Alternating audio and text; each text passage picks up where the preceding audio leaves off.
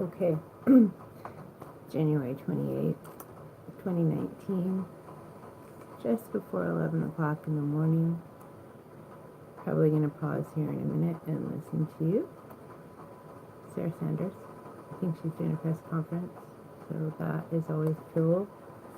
I mean, I'm not saying it's always news that I want to hear, but I think that she's a good person to hear stuff from. In the meantime, while I wait for that to get started, let's do a DBT video. So, I go through the whole full disclosure and cautions and permission, that I have permission to do what I'm doing as far as I'm aware. No one has revoked that permission.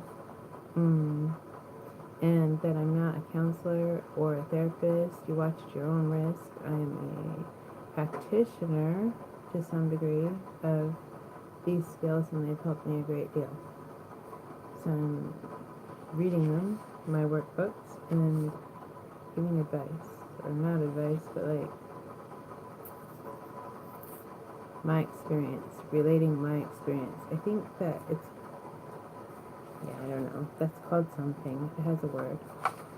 So mindfulness is taking control of our mind when our mind wants to take control of us.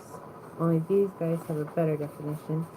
We're at the mindfulness handouts and extras, and then the next couple videos are going to be the beginning of some of the homework that we did, which was pretty cool. I really like, I don't like homework, but I do. Because it's organized. And because it makes us learn the material.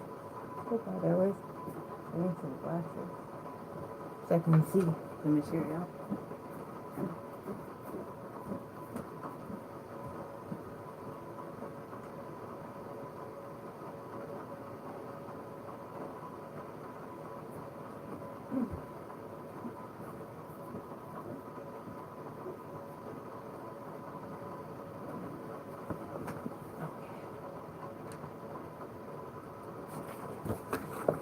What is mindfulness?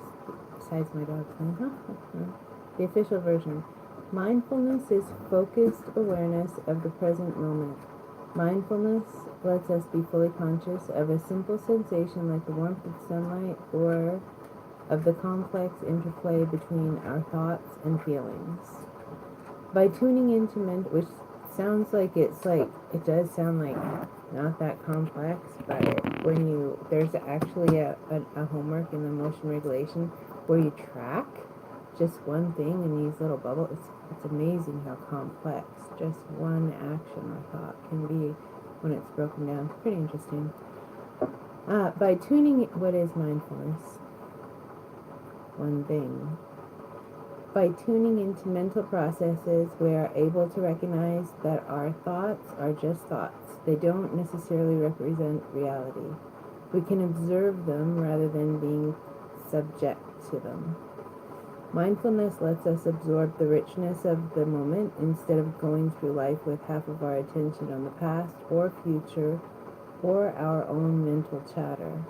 The self-knowledge that comes from mindfulness lets us be more intentional in choosing priorities and actions that fit our life mission. So it lets us be more purposeful in our living. Be awareness about the present moment without judgment. And judgment, without judging, I should say. Judgment is good to have, good judgment. Being out of balance and judging too much is hard way to live.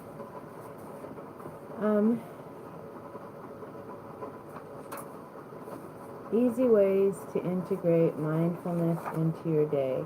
There's a whole bunch of them that are, pretty basic, like breathing and awareness around eating, but then there's there's 3 that I really think are kind of cool. Be aware of distractions.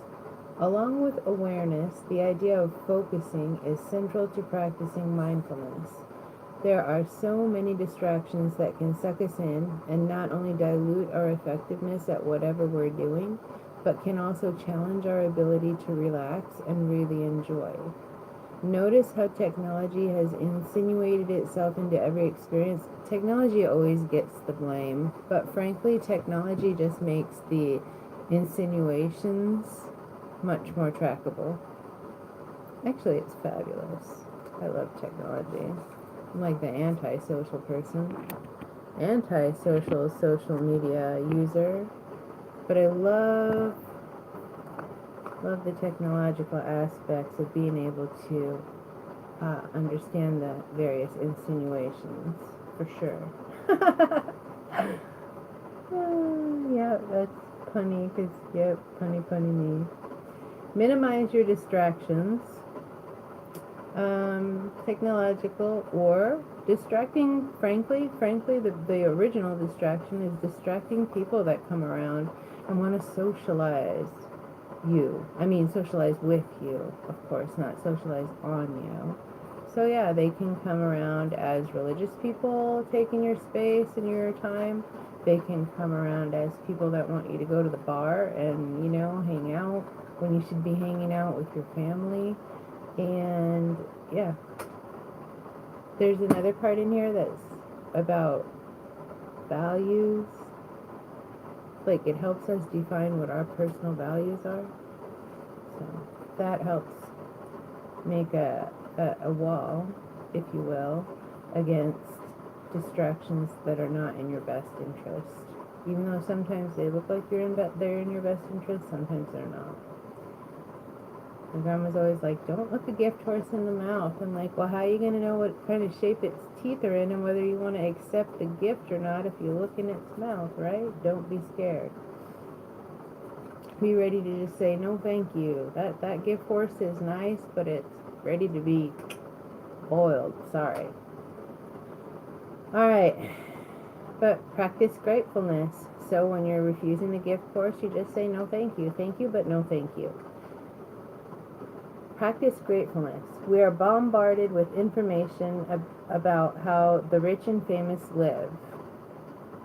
And here again, we're kind of scapegoating one certain segment of society. We're bombarded, I guess. I don't know. I don't watch enough TV to know what the bombardment of information is about. So here is, they've got endless clothes, cars, homes, and vacations to luxury resorts. Yeah, but we've got, and it's unfortunate that people are trying to push people into homelessness, but as long as you've got a home, well, I don't know, I've heard of places in America that don't have sewage or good septic. I don't know. I think that we're working on having more equitable distribution, but frankly, I don't like how this targets. I don't want to target rich people. I don't want to target poor people. Everybody has rights and everybody has responsibilities, and when you have more rights and more money, you have more responsibilities, and when you have less rights and less money, you have less responsibilities. And I'm talking about, I think it's an effort for people to go and be, hold on.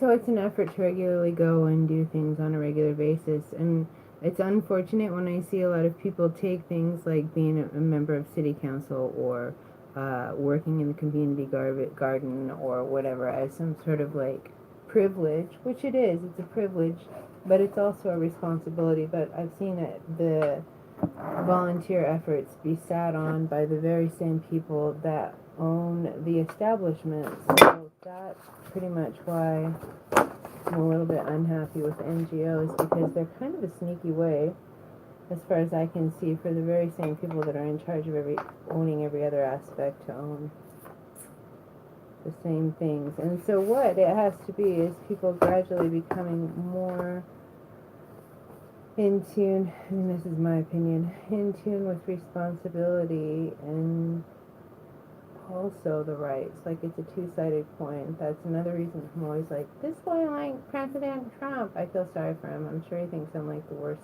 If he noticed me, he'd be like but I'm not a troll. I really do admire him, because here's another thing that he does that's cool.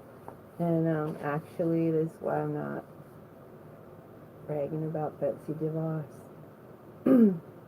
Either I started out that way, but she's another one that does it. Both of them pay for their own, well, she pays for her own flights and her own boat charters, and I think that she donates her government's income as well. And I know that the president donates his annual salary to different charities.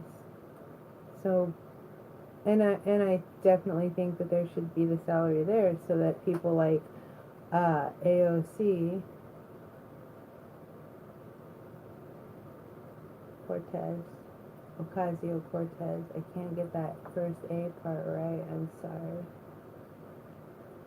So that, and the other representatives that don't have fortunes, frankly,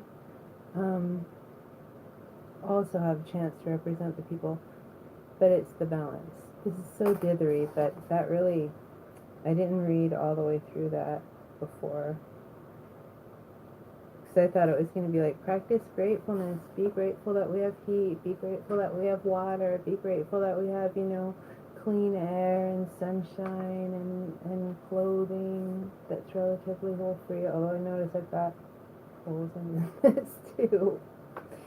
But I didn't know it was going to be this.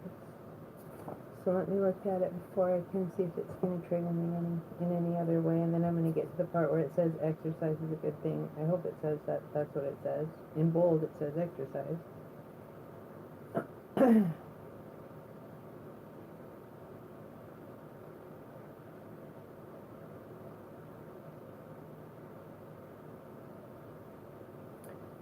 So yeah, I would just basically cut out the first sentences, or I would put them at the end of it, and I would say it like this if it was my material, and I'm just going to say it like this because we already went through the triggering part. So the second easy way to integrate mindfulness into your day is practice gratefulness. Just literally, I try, make the effort. If you stub your toe really bad, just be like, thank goodness I didn't break my foot. Thank you. Thank you that I didn't stub all my toes. Break your foot, be like, thank goodness I didn't break my whole leg. I mean, that's just the level that can be taken to when you need to, or all day long, doesn't matter. So practice gratefulness. Practicing gratefulness is a way to appreciate what you have. It could be a thought you connect to each morning, or a daily journal entry that you write. It could be for those in your life, your health, or any particular day. It could simply be the energy you use to get up and have a healthy breakfast. It could be anything. Absolutely everything that has some, I think, some kind of gratefulness we can be grateful for. Sometimes it's tough. Definitely it's very tough sometimes. The next thing is exercise. So, with your mindfulness, I thought it was about sitting around without moving and not, nope, it's everything. Exercise, physical exercise helps us get into the zone. It doesn't just occur when you're doing hardcore exercise. It can happen just going for a walk. Running, yoga, cycling, anything that requires your attention and breath will do it. Try to make it part of your day, even for 20 minutes. To get started with a mindfulness practice, oh, it's got a website. We wish you 20 minutes of mindfulness every day.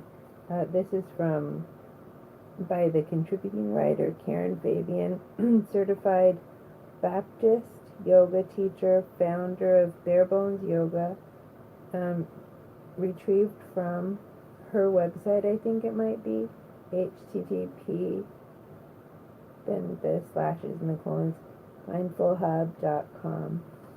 And this person would have no idea who I am. But the people that gave me the permission to read it got the copyright permission. So, mindfulness in your day.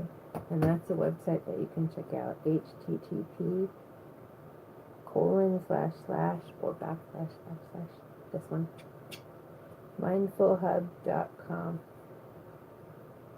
So, and then I'm not saying that the rest of it's not important. It's breathing and awareness around eating, and those are too triggery for me right now. This is how I think of my dog, too. That's so hilarious.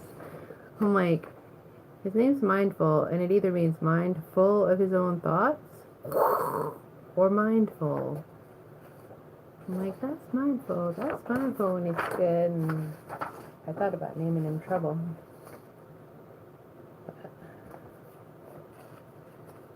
And then there's, what are we at? 17 minutes.